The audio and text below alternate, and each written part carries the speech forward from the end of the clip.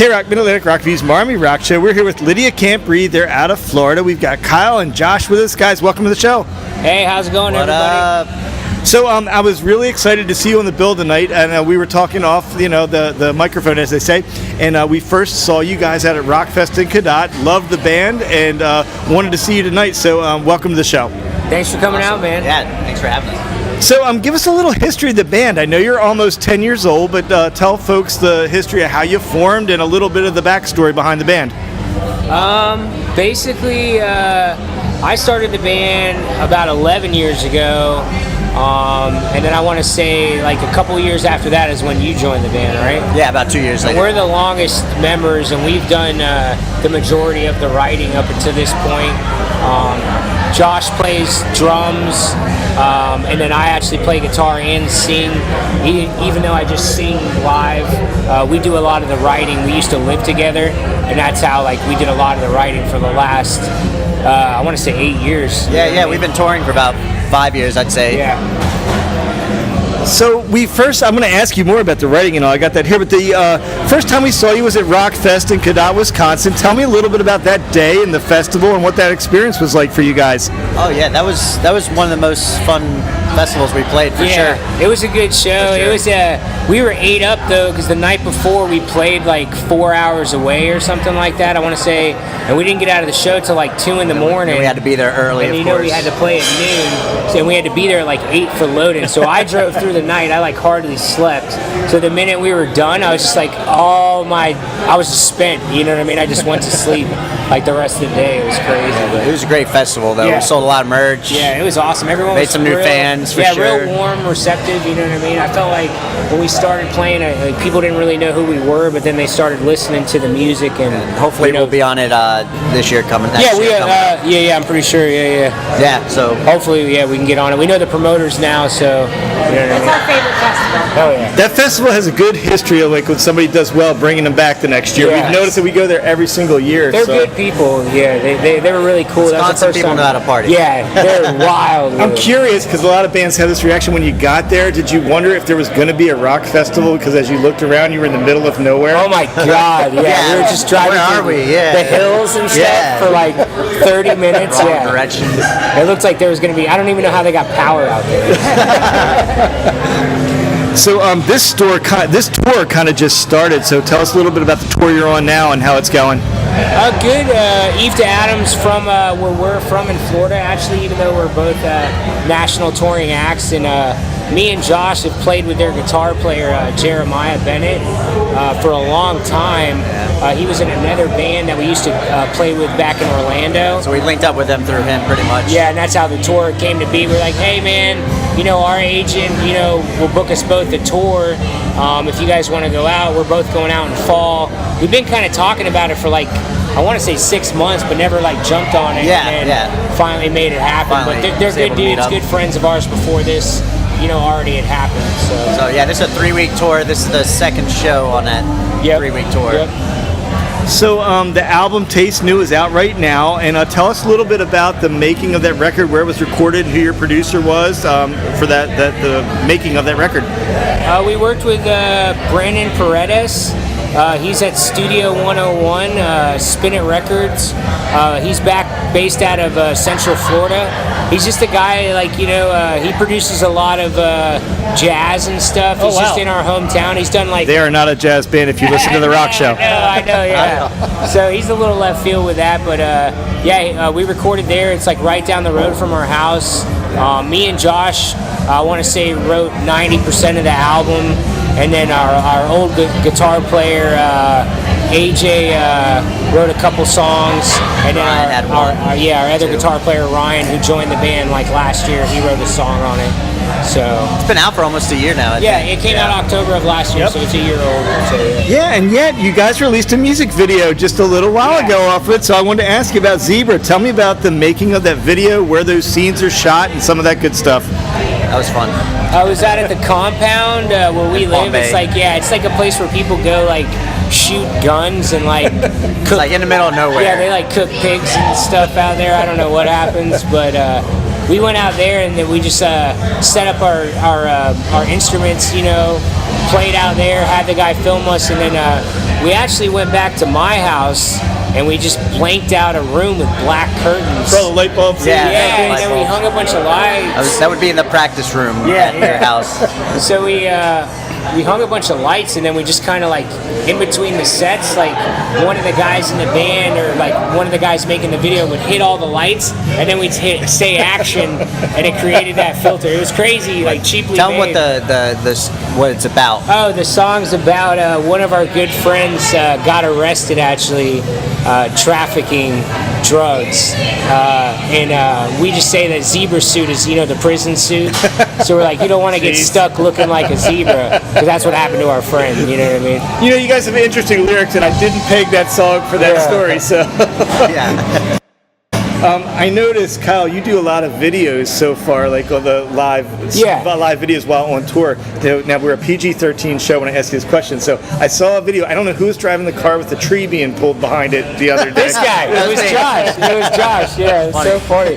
He left my house and he just starts driving. I had 3 hours of sleep also. He drove like 3 miles. Like I was trying to get my phone on the whole time. It was like at least a mile or something. It was like a couple blocks. It was far. I don't care. It's like, what's that noise? My car sounds like crap, man. I was just following him to his house because we were loading up for tour. And then he's just dragging his tree the whole time. It was so ridiculous. So you guys mentioned you're writing new music, and I was thinking about this with your music. You're a really heavy band, and I know you write some really great lyrics. I'm assuming you write the lyrics. I should assume that because sometimes the singer doesn't. But when you guys write, what comes first? Are you a riff first band, or are you an idea lyric first band? How's that pan out? It's usually riffs. Try to come up with like the chorus first, and then depending on what Kyle wants to sing to it, We'll like extend the verses, you know what I mean, to the story. Like, how long does my story need to be? You know what I mean? So like, we'll write the riff that is the verse, and then I'll be like, hey man, I need you guys to play that 5 times instead of 6 or 7 times. But the other band members will think of the riff, but I usually structure the song so that way I'm comfortable writing my lyrics to it. You know what I mean? I don't want to be stuck in a box and be like, hey, I can't tell the full story because you only want to play your riff 3 times. You know what I mean? So. We talked a little bit about this earlier off camera. I keep saying off camera because we used to film these, but off air, I guess you'd say. You guys used to do like some superhero costumes. What was the idea? What was the genesis of that? Are you like big fans of the comic book era, or was it just something to make you stand out? I'd say more like big movie buffs. Yeah, we're big movie buffs, and we just did a lot of comic book characters and movies. We just started doing it, like you said, it like gained us a lot of attention. But we kind of grown out of it. We're more or less like doing a big stage show with lights and stuff now, and it has more of an impact, and we'd rather just be ourselves than trying to ride off of someone else's coattails. But we bring the themes in for like special shows like Halloween and stuff. But we all, like on our days off, we go to the movies like 90% of the time. That's what this band does.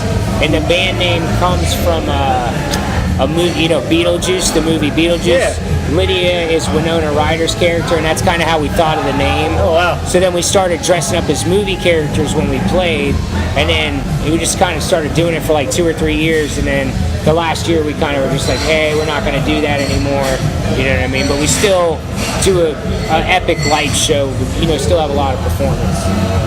When I was checking out your guys' Facebook profile, I always look at the influence and stuff, and I could totally see the System of a Down. I could totally see the Slipknot, and then the Beatles, one of my all-time favorite bands. The Beatles was listed there, so I'm curious about the Beatles' influence and who it influenced and how. You gotta I love the respect. Beatles. Yeah, you gotta respect. He's a big Dave Matthews fan. Josh. Dave Matthews, Beatles. Yeah, I listen to classic rock. We don't even really listen to heavy music, even though we play it. You know what I mean? Like we kind of. We do, but it's we probably listen to less heavier music than we do everything else. Yeah, we kind of like look for the other which music helps to give us ideas that's different. You know what I mean? I don't want to copy to hear like from band. How does that happen? Like, so if it's not what you listen to, it's really interesting that that's what you play every night. Yeah. I don't know. It's I don't know. I get like ideas off of other instruments. I studied a lot of classical and jazz, like when I started playing. So like I'll write a chord progression on like acoustic, and then I'll kind of just break it down and like start distorting the guitar and like making it heavy. But it usually starts off of like almost a mellow idea or something like that. You know what I mean? I want the riff to sound really good on acoustic guitar, and then I know when I give it some oomph behind it, you know what I mean? just then more it's fun to play heavier music. Yeah, it is more fun to play heavier music. So I don't know for you sure. well enough to know this. Have you ever just released the acoustic stuff and thought about, but we you know, did do what would it. it sound like stripped down and just Had played? an acoustic song. We did a Beatles cover actually. Oh, wow. It's not on the internet. It's only on our CD because we had to, you have to pay to sell it on the internet. So we had to pay a commission to the, whoever owns the Beatles music, and we printed out 200 CDs, but that's all we paid commission for. So it's actually on one of those CDs. I'll get you one. I'll make sure you get one. That's awesome. Yeah. Are we allowed to play it on the radio? I don't know. They all play the royalties. Yeah, so, yeah. you know. So they get the money. But yeah, we did a Beatles cover, and it's really mellow the whole way through. Eleanor Rigby. Eleanor Rigby. Oh, wow, yeah. So I just think they're great songwriters. Forget even the music behind it, the story that they told. It's not the body of music that I respect about the Beatles.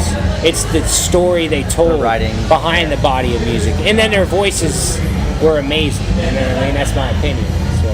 One of my all-time favorites. So, hey, I've enjoyed talking to you. Last thing before I let you go here, what's the biggest key to success now in the music industry for somebody at your stage? Is it online sales? Is it doing a tour? Is it what is it that's going to be, or is it all the above? Like, what's the biggest key right now? Mostly videos, I would say. Yeah, right I'd say now. like videos, dropping videos on the internet. Everybody is visually stimulated, and everyone's you got on their a cool phone video. all the time. It doesn't matter if they ever heard of you. They're like, "Whoa, these guys are awesome." And everyone's on the internet all the time. So it's like all these things that were working are not working anymore. The industry is redesigning itself. Changing. And I think the most powerful thing is the internet. Like it's going to become your online media in general. For sure. Whatever you want to break it down to. The online is touching more people than TV. It's touching more people than the radio. Like, you know what I mean? Like it's literally like you can submerge the internet on Instagram or something. Hence the internet radio. Yeah, exactly. It's a band like you guys found in Japan and Germany and everywhere else, right? Yep. So, hey, we've been talking with Kyle and Josh of Lydia Can't Breathe. They're from Florida. What part of Florida, by the way? I didn't ask that.